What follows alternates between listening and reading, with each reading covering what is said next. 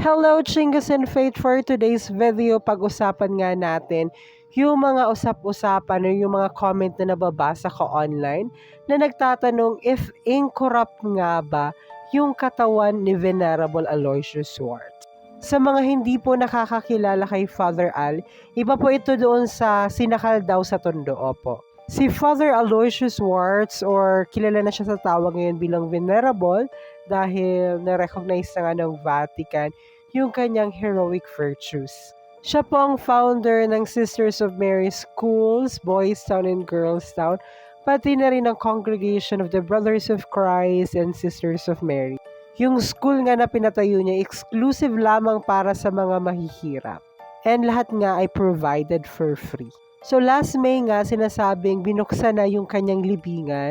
So ang tanong, incorrupt nga ba si Father Al? Kung titingnan nyo po yung nasa pinakataas na picture, yan po yung picture nung siya'y binurol. While the second one, yung pangalawa po, yan naman po yung wooden effigy na ginawa ni Maestro Nelson Luque.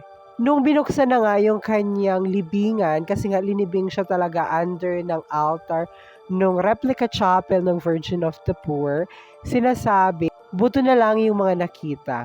Pero yung mga damit ni Father Al is intact po. Buo pa rin yung kanyang sapatos, medyas, yung kanyang sutana, yung kanyang chasuble, maging yung mga hawak niya at suot niya like miraculous medal, rosary, and crucifix, lahat po intact. While doon naman sa kanyang body, buto na lang po ang natira, and sinasabing yung bungo niya, yung kanyang skull, makikitang meron pa ring mga buhok na intact doon sa kanyang skull. And linagay nga po siya sa loob ng wooden effigy na ito.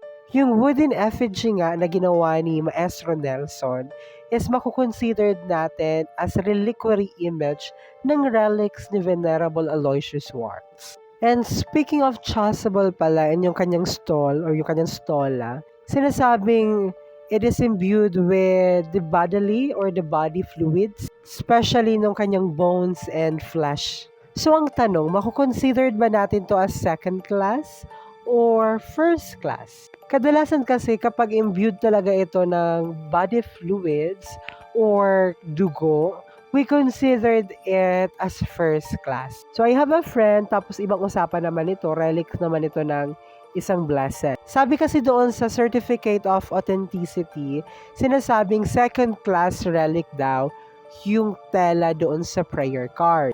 Sabi kasi, ginamit kasi yun during the exhumation ng blessed na yun. So, parehas kasi siya nung tela nung kay Saint Anna Schaeffer. Yung kay Saint Anna Schaeffer, directly rin siya touch doon sa bones ni Santa Ana. But they considered it as third-class relics. While ito namang isang relic ng isang blessed, they considered it as second-class relic. So, nalilito ako.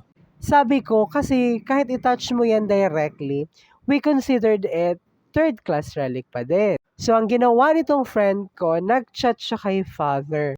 Sabi ni Father, it is imbued with ganun nga din. Katulad nung kay Father Al. So, sabi ko naman, since parang same siya ng senaryo nung kay Father Al, na it is imbued with the bodily fluids, parang gano'n. We can consider that as first-class relic instead of second-class relic, di ba? Kayo na nga ang humusga. Ano sa tingin nyo? Can we consider it as first class or second class? Kayo na bahala. So ayun, basta hindi po incorrupt yung body ni Father Al. Yung image dyan sa pangalawa at sa pangatlo, it's a wooden effigy that contains the remains or the relics of Venerable Aloysius Schwartz na maaari nyo namang bisitahin sa Virgin of the Poor Chapel sa Sisters of Mary Girls Town Campus. Sa Biga po ito, Biga Silang Cavite. Kaya naman sa ating mga kaibigan dyan sa pananampalataya, don't forget to pray for the beatification and canonization of our beloved founder, Venerable Aloysius Schwartz. This is your Hermano reminding you choose to be happy and choose to be holy. Thank you and maraming salamat. Thank you and maraming salamat. Huy!